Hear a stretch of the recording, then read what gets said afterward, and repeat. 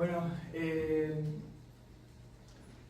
la verdad que es muy difícil, es imposible no conmoverse durante todo el culto, conforme iba increciendo la semana representada en las participaciones de la hermana Flora de Juanjo. Y Juanjo quedó en el sacrificio cuando fue crucificado, ¿no?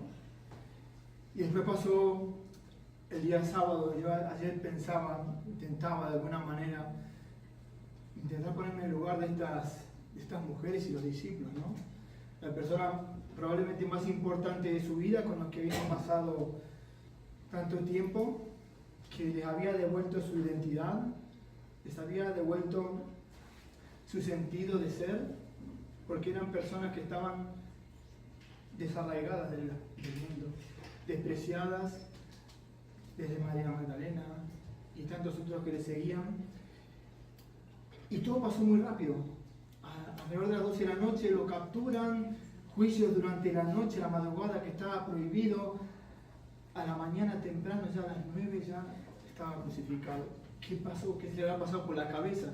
Pensaba en ese momento, mientras miraban todo lo que ocurría, ¿cuánto habrán pedido a Dios, por favor, que no le sigan pegando, que no le sigan torturando?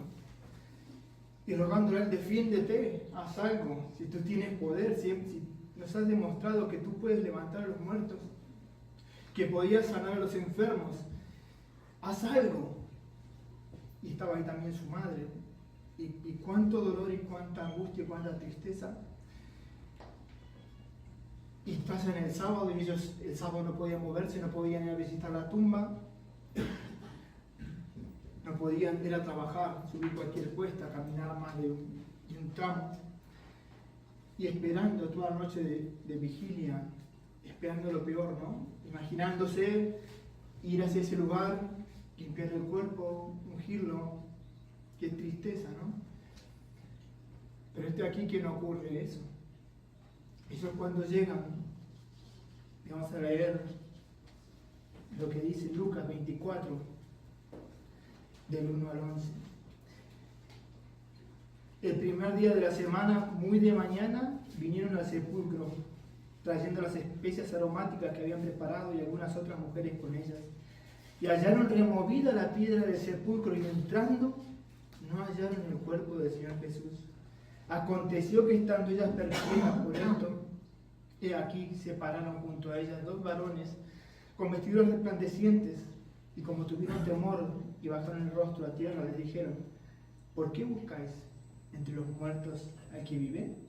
No está aquí, sino que ha resucitado. Acordaos de lo que os habló cuando aún estaba en Galilea, diciendo: es necesario que el Hijo del Hombre sea entregado en manos de los hombres pecadores, y que sea crucificado y resucita el tercer día.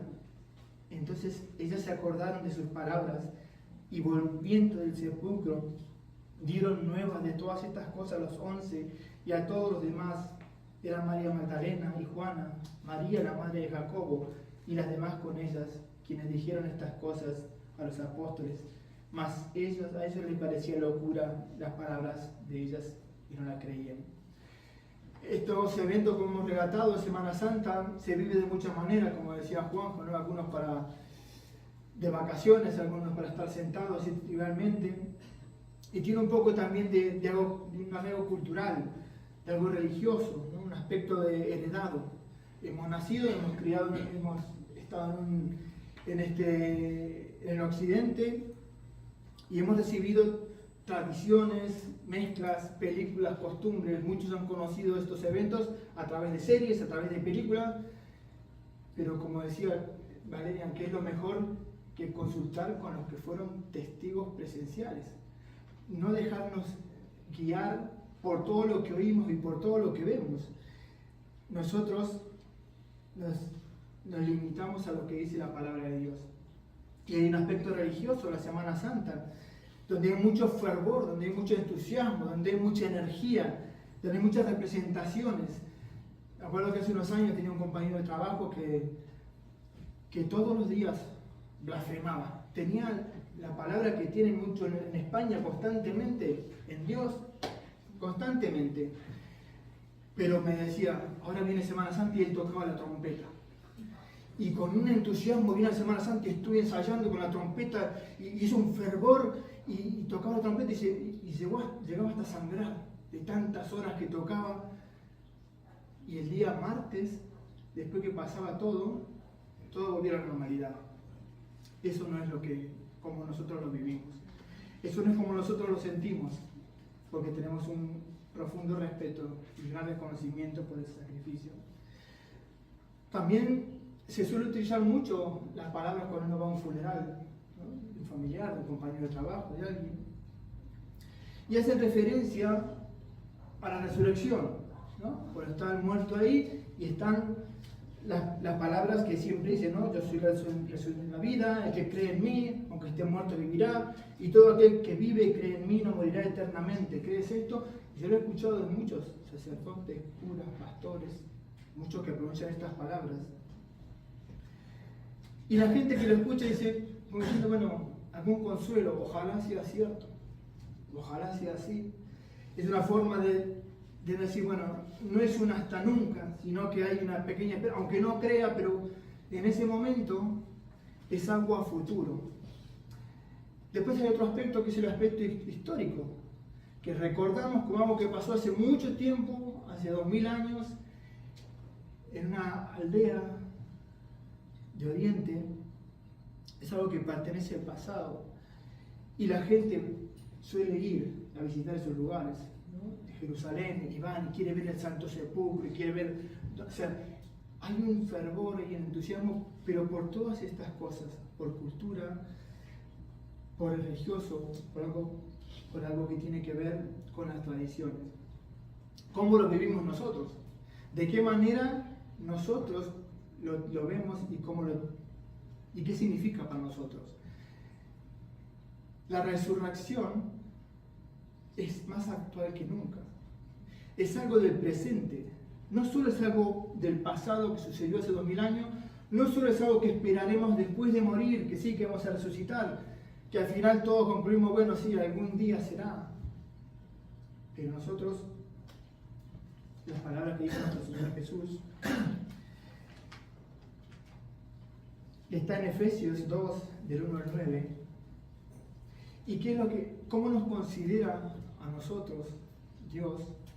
Que también lo dijo el apóstol Pablo, nos considera como muertos. Todo lo que sea religioso, todo lo que sea tradición, todo lo que conocemos de Dios de alguna manera y no tenemos esa relación íntima con Dios, nos considera muertos.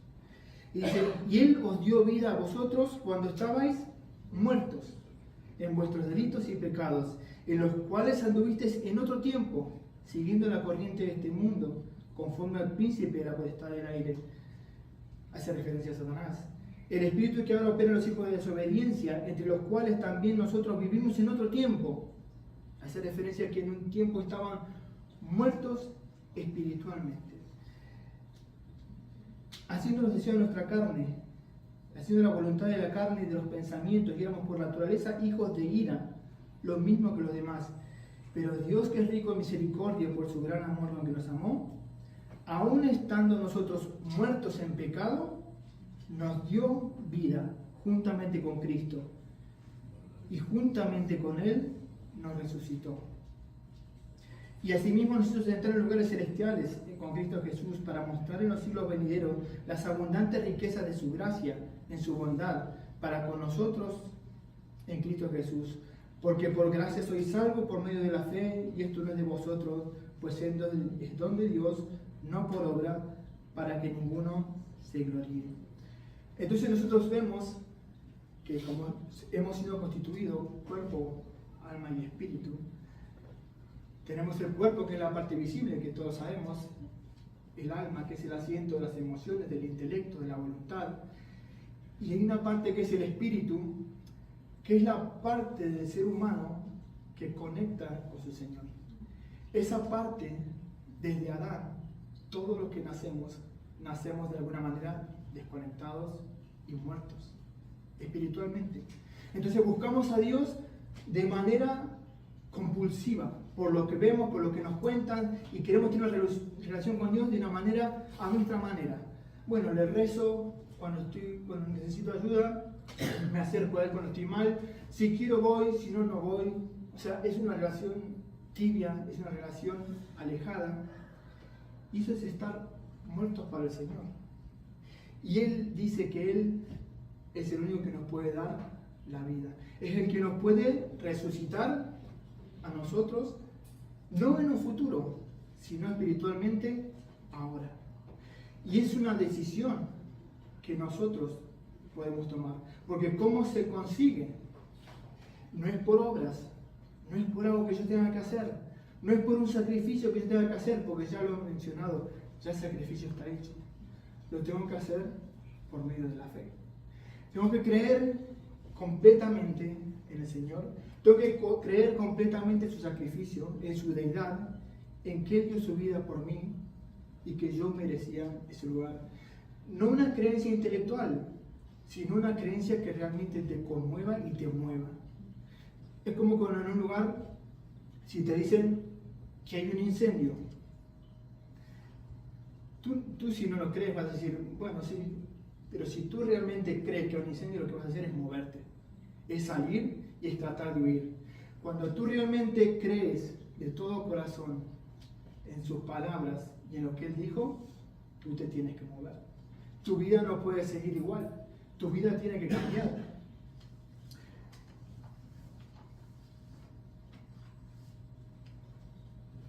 En Juan 5, 24, 29 dice, de cierto os digo, o sea, os aseguro esto que os voy a decir, el que oye mi palabra y cree al que me envió, son los condicionantes, tiene vida eterna. Ahora mismo. No dice tendrá en potencial. Los cristianos no estamos aquí en esta vida temblando y temiendo a ver si cuando me muera qué va a pasar conmigo. Si he hecho muchas cosas buenas, muchas cosas malas, porque no depende de lo que yo he hecho, sino porque yo he creído en que Él pagó por mí la deuda. Y tenemos la confianza y la certeza de nuestra salvación. No estamos con miedo, no estamos con temor. Tiene vida eterna y no vendrá a condenación, mas ha pasado de muerte a vida. De cierto os digo, viene la hora, y ahora es cuando los muertos oirán la voz del Hijo de Dios, y las que lo oyeren vivirán. No se está refiriendo a los muertos físicamente. Según el contexto, se está refiriendo a los muertos que son aquellos que no han aceptado a Jesús en su corazón, a los que no tienen esa vida espiritual, a los que no han sido sellados, bautizados con el Espíritu Santo del Señor.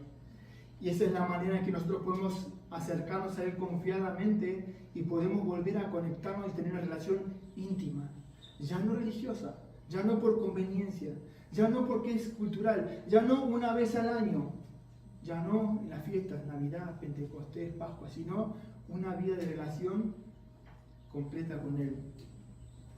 Porque después sí hace referencia a los que mueren. Nosotros tenemos que tener en cuenta de que la eternidad y la resurrección se define en esta vida, no se define en la otra vida. En la otra vida ya es tarde. No es que, bueno, cuando vaya al cielo voy a tener otra oportunidad, no sé, en el limbo, tener una oportunidad en el purgatorio, esas cosas no existen bíblicamente. No hay otra oportunidad. En Hebreos 9:27 hay una declaración muy contundente.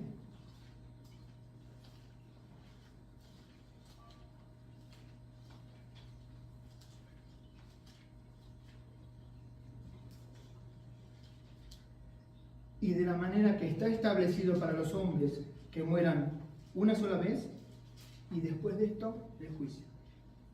No menciona un intermedio, no menciona una segunda oportunidad, sino que la oportunidad la tenemos hoy. Luego dice, no os maravilléis de esto, porque vendrá la hora cuando todos los que están en los sepulcros, y ahí sí hace referencia a todos los que ya murieron, oirán su voz, y los que hicieron lo bueno saldrán a resurrección de vida, mas los que hicieron lo malo a resurrección de condenación. Y estos hicieron lo bueno, hicieron lo malo, puede prestarse a confusión, como si hicimos cosas buenas, nos portamos bien o nos portamos mal. Pero ¿qué es hacer lo bueno? ¿Qué significa hacer lo bueno? ¿A qué se refiere? Y eso está en Juan 3, del 16 al 21. Vamos a empezar el 16. Porque de tal manera amó Dios al mundo que ha dado a su Hijo unigénito, para que todo aquel que en él cree no se pierda, mas tenga vida eterna. Porque no envió Dios a su Hijo al mundo para condenar al mundo, sino para que el mundo sea salvo con él. Y ahora anuncia: el que en él cree no es condenado, pero el que no cree ya ha sido condenado, porque no ha creído en el nombre del unigénito Hijo de Dios. Y acá dice: y esta es la condenación, que la luz vino al mundo, la oferta de salvación, lo que hoy se está predicando, lo que hoy es el mensaje que hemos intentado transmitir, vino al mundo y los hombres amaron más las tinieblas que la luz. Como decía Valerian, no es entregar un poquito. Yo no quiero soltar mi vida. Sí, me gustaría ir a la iglesia, quiero estar bien con Dios, quiero hacer las cosas bien, pero no estoy dispuesto a renunciar a las cosas que tanto me gustan. Y no es un poco, es o todo o es nada. Porque cuando habla que Jesús es el Señor significa que es tu amo.